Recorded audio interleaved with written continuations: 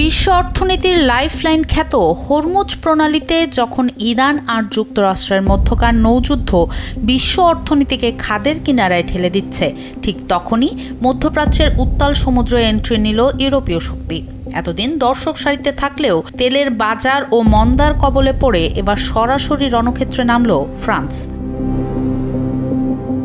Hormuz প্রণালী ঘিরে টানটান উত্তেজনা, গোলাগুলি আর অবরোধে যখন বিশ্ব অর্থনীতি কাঁপছে, তখনই নিজেদের শক্তি দেখাতে রণতরী পাঠানোর ঘোষণা দিল ফ্রান্স। তাদের স্পষ্ট বার্তা, বিশ্বের অন্যতম গুরুত্বপূর্ণ এই জলপথ অনির্দিষ্টকালের জন্য বন্ধ থাকতে পারে না।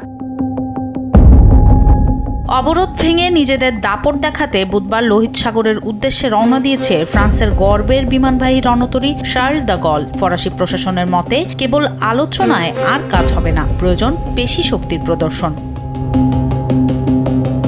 তবে ফ্রান্স একা নয়, নেপথ্যে ব্রিটেন, ইতালি ও নেদারল্যান্ডসকে নিয়ে চলছে এক গোপন পরিকল্পনা। তারা চায় একটি বহুজাতিক বাহিনী গঠন করে পুরো প্রণালীর নিয়ন্ত্রণ নিতে। ফ্রান্সের দেয়া প্রস্তাবটি বেশ কৌশলী। একদিকে তারা ইরানকে জাহাজ চলাচলের সুযোগ দিয়ে আলোচনা টেবিলে ফেরাতে চায়, অন্যদিকে যুক্তরাষ্ট্রের নৌ অবরোধ শিথিল করার চাপ দিচ্ছে।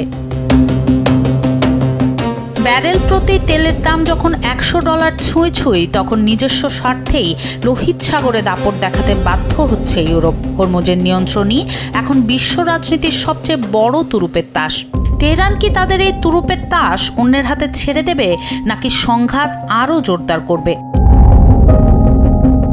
তেলের দাম লাগাম ছাড়া হওয়ার আগেই যুক্তরাষ্ট্র ইরানের দ্বৈরথে তৃতীয় পক্ষ হিসেবে হরমুজে নিজেদের উপস্থিতি শক্তভাবে জানান দিতে চায় তারা। লোহিত সাগরের দিকে এগিয়ে যাওয়া ফরাসি রণতরী বিশ্বকে এই বার্তায় দিচ্ছে, আধিপত্যের লড়াই এখন আর কেবল দুই মেরুর নয়, বরং এক বহুপাক্ষিক যুদ্ধের রূপ নিয়েছে। সনম সিদ্দিকী, কালবেলা।